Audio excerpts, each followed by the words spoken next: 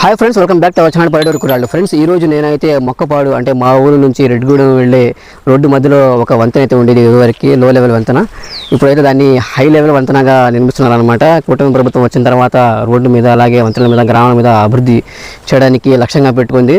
దానిలో భాగంగానే మా ఊరు మధ్యలో ఒక వంతెన అయితే నిర్మిస్తున్నారన్నమాట. ఇదివరకు లో లెవెల్ వంతెన ఉండడం కారణంగా ఈ కొద్దిగా వర్షం పడినా కానీ నీళ్లు ఉప్పొంగి కొన్ని పొలాలు మునిగిపోయాయి అనమాట. రోడ్డు కొట్టుకుపోయేది మీరు చూసుకోవచ్చు. నా వెనక మళ్ళీ ఆల్రెడీ కన్స్ట్రక్షన్ జరుగుతుంది. ప్రజెంట్ అయితే కొన్ని పనులు ఆపేశారన్నమాట.